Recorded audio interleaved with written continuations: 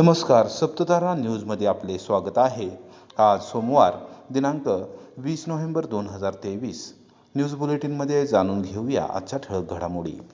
कोरेगाव तालुक्यात ऊस दरासाठी स्वाभिमानी शेतकरी संघटना आक्रमक। कुमटे फाटा येथे मंगळवारी रोखणार साखर कारखान्यांची ऊस वाहतूक, चक्का जाम आंदोलन तीव्र करण्याचा दिला इशारा। पश्चिम महाराष्ट्रात ऊस दरासाठी शेतकऱ्यांच्या आंदोलनाने आता व्यापक स्वरूप घेतले असून सहकारी आणि खाजगी साखर कारखानदारांची मुजोरी रोखण्यासाठी स्वाभिमानी शेतकरी संघटना पुन्हा एकदा आक्रमक झाली आहे। स्वाभिमानी शेतकरी संघटनेचे तालुकाध्यक्ष जीवन शिर्के यांच्या नेतृत्वाखाली शेतकऱ्यांनी सातारा लातूर राष्ट्रीय महामार्गावर कुमटे फाटा मुख्य चौकात मंगळवार दिनांक 21 नोव्हेंबर रोजी सकाळी 10 वाजता ऊस वाहतूक करणारी वाहने रोखण्याचा इशारा दिला आहे।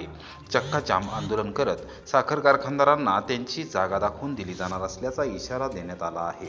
तालुकाध्यक्ष जीवन शिर्के यांच्या समवेत गणपत कदम, विजय झांजुर्णे, संकेत साळुंके, संतोष जाधव व पदाधिकारी कार्यकर्त्यांनी सोमवारी दुपारी तहसीलदार डॉक्टर संगमेश कोडे व सहाय्यक पोलीस निरीक्षक सखाराम बिराजदार यांना निवेदन सादर करून मंगळवारी होणाऱ्या चक्काजाम आंदोलनाची पार्श्वभूमी सांगितली।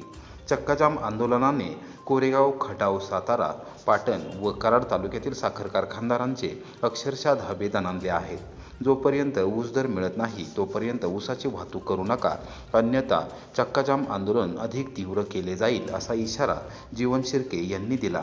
गोरगरीब ऊस उत्पादक शेतकऱ्यांच्या न्याय हक्कासाठी स्वाभिमानी शेतकरी संघटना आक्रमक झाली आहे।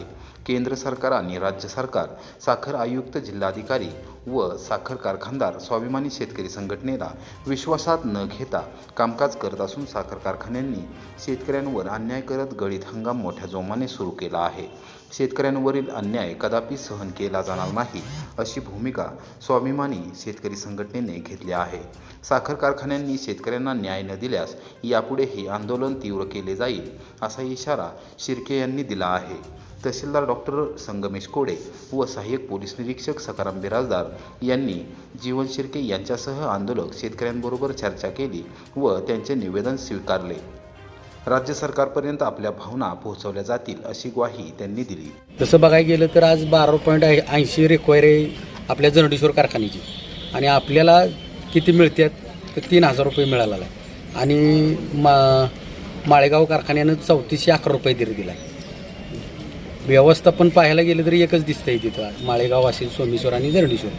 तर आमचं एक मत आहे की आम्ही 86,032 ऊस गाळतोय, सोमेश्वर 265 ऊस गाळतोय। रिक्वायरी चांगली असताना आमच्या ह्या शेतकऱ्यावर अन्याय का, तर ते 400 रुपये दिले पाहिजेत मागची, ही एक प्रमुख मागणी आहे मागच्या हंगामातील। साखर आयुक्तांनी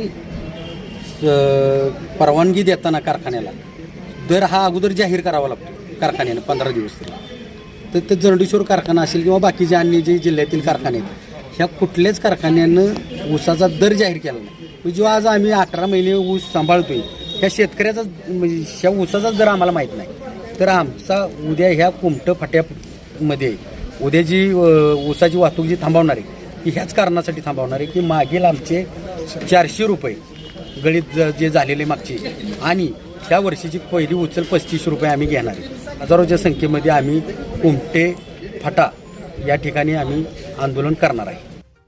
रेल्वे मार्ग दुहेरीकरणामध्ये जमीन संपादित झालेल्या शेतकऱ्यांना न्याय न दिल्यास 29 नोव्हेंबरला जिल्हाधिकारी कार्यालयासमोर आंदोलन। राष्ट्रवादी काँग्रेसचे पदाधिकारी रमेश उबाळे यांचा इशारा, सादर केले निवेदन। रेल्वे मार्ग दुहेरीकरणासाठी झालेल्या भूसंपादनामध्ये कोरेगाव तालुक्यातील भक्तवडी, परतवडी व कोलवडी या गावातील शेतकऱ्यांना अद्याप मोबदला मिळालेला नाही। त्यांना तात्काळ मोबदला न दिल्यास दिनांक 29 नोव्हेंबर रोजी जिल्हाधिकारी कार्यालयासमोर ठिय्या आंदोलन छेडण्याचा इशारा राष्ट्रवादी काँग्रेस पक्षाच्या सामाजिक न्याय विभागाचे जिल्हाध्यक्ष रमेश उबाळे यांनी दिला आहे। भक्तवडी, परतवडी व कोलवडी येथील शेतकऱ्यांसमवेत सोमवारी रमेश उबाळे यांनी जिल्हाधिकारी जितेंद्र डुडी यांची भेट घेऊन त्यांना निवेदन सादर केले। यावेळी त्यांनी स्थानिक शेतकऱ्यांवर महसूल विभागासह भूमी अभिलेख व मध्य रेल्वेकडून होत असलेल्या अन्यायाचा पाडाच वाचला। रेल्वे भूसंपादनामध्ये जमीन गेलेल्या शेतकऱ्यांना तात्काळ आर्थिक मदत करावी, अन्यथा जमिनीच्या बदल्यात पर्यायी जमीन द्यावी अशी आमची मागणी आहे। शेतकरी जमीन संपादन झाल्यानंतर वेगवेगळ्या शासकीय विभागातील कार्यालयात जाऊन दररोज आपले गाऱ्हाणे मांडत आहेत, मात्र तेथील अधिकारी हे त्यांना विश्वासात न घेता कारभार करत आहेत। शेतीतील कामे अर्धवट सोडून दिवस घालवून देखील शेतकऱ्यांच्या पदरी निराशाच येत आहे. या संदर्भात तात्काळ कार्यवाही न झाल्यास दिनांक 29 नोव्हेंबर रोजी जिल्हाधिकारी कार्यालयासमोर हे आंदोलन करणार असल्याचेही रमेश उबाळे यांनी निदर्शनास आणून दिले. जिल्हाधिकारी साहेबांची आम्ही भेट घेतली. बक्तवडी, परतवडी आणि कोलवडी ही 3 गावं आहेत. या तिन्ही गावामध्ये जसे भीमनगर दरे गावची रेल्वे लाईनमध्ये जमीन गेली होती शेतकऱ्यांची, याही ठिकाणी 3 गावाची रेल्वे लाईनमध्ये शेत गेलेलं आहे, शेतीचं क्षेत्र गेलेलं आहे. आणि भूमी अभिलेख जे कोरगावचं कार्यालय आहे तेथील अधिकाऱ्यांनी जे नकाशे तयार केले त्या नकाशामध्ये शेतकऱ्याची जमीन गेली आहे, पण त्याचा कुठेही उल्लेख दिसत नाही. भूमी अभिलेख कार्यालय असेल, तहसीलदार असतील किंवा प्रांत कार्यालय असेल, तिन्ही कार्यालयामध्ये गेले 6 महिने शेतकरी बांधव हेलपाटे घालत आहेत, पण त्यांना न्याय मिळाला नाही. आणि या संदर्भात रेल्वेचं जे काम चालू आहे त्या कामाला कुठेही शेतकऱ्यांनी अडथळा निर्माण केला नाही. उलट त्यांच्याकडून होईल एवढी मदत केली की ज्याला एक पहिली लाईन गेली, दुसरी लाईन होती, विकासाचं काम होतं, त्या शेतकऱ्याला त्याची जाण आहे. पण शेतकऱ्याची जाण ह्या शासकीय अधिकारी आणि शासनाला नाही, असं माझं मत आहे. या ठिकाणी शेतकरी बांधवांची शेतजमीन गेल्यानंतर त्यांना मोबदला द्यायचं सोडून गेले 6 महिने झाले हे शेतकरी बांधवांचे हेलपाटे घालतात. कुठलाही शासकीय अधिकारी त्यांच्याशी व्यवस्थित बोलत नाही, व्यवस्थित सांगत नाही, उडवाउडवीची उत्तरं देऊन त्या शेतकऱ्यांची चेष्टा लावली काय हे मला कळत नाही.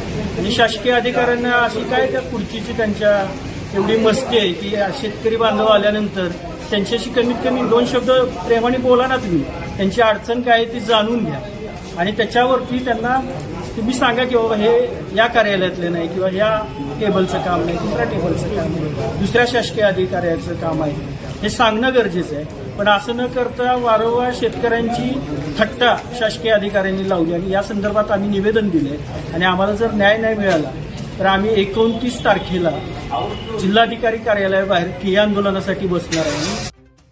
सुवर्णनगरी पुसेगावचा आता खऱ्या अर्थाने होणार विकास, रथमार्गाचा प्रश्न लागणार मार्गी. आमदार महेश शिंदे यांनी मंजूर केला 3 कोटी रुपयांचा विकास निधी. स्थानिक पदाधिकाऱ्यांसमवेत आमदार महेश शिंदे यांनी केली रथमार्गाची पाहणी.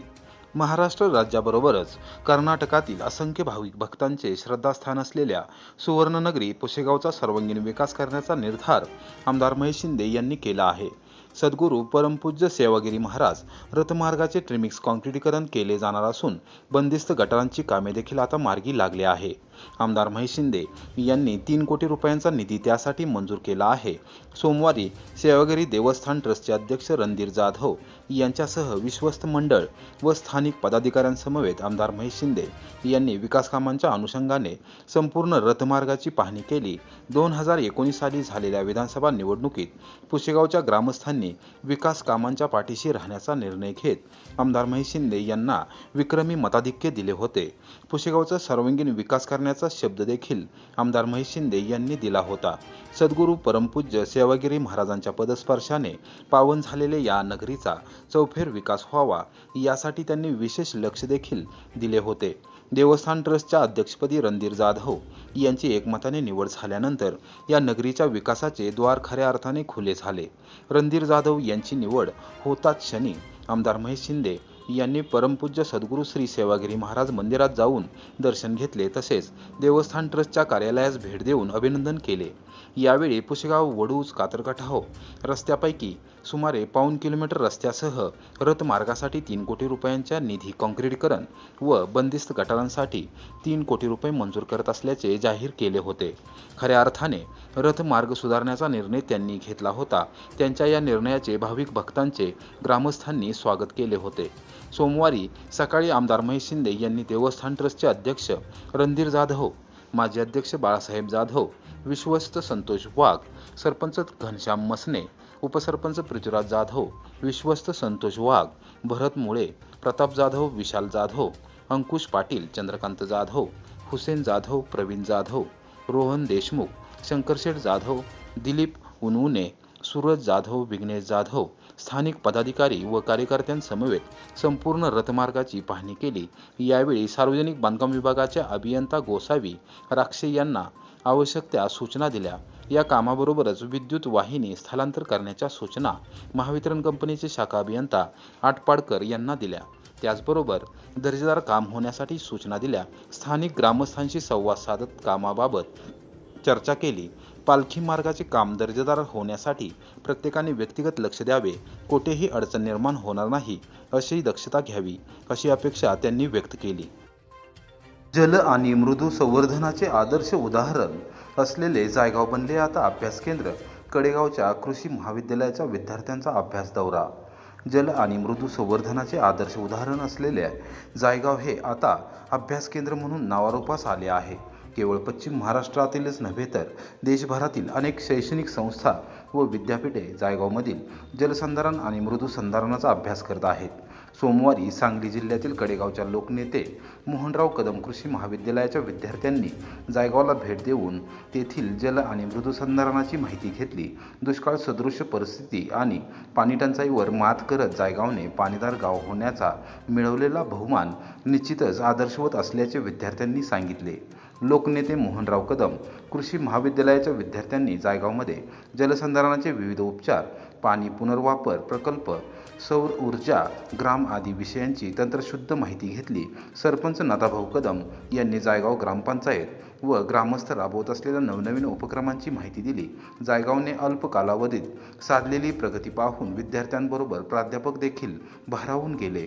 सांगली जिल्ह्यात या पद्धतीने आम्ही निश्चितपणे काम करू आणि सांगली जिल्ह्यातच जायगावसारखे आदर्शवत ग्राम उभे करू असा शब्द यावेळी प्राध्यापक व विद्यार्थ्यांनी दिला। जल आणि मृदू संधारणाचे काम यापूर्वी कधीही पाहिले नव्हते असे त्यांनी स्पष्ट केले। ग्रामस्थांच्या आपुलकीबद्दल त्यांनी आनंद व्यक्त करून विशेष धन्यवाद दिले।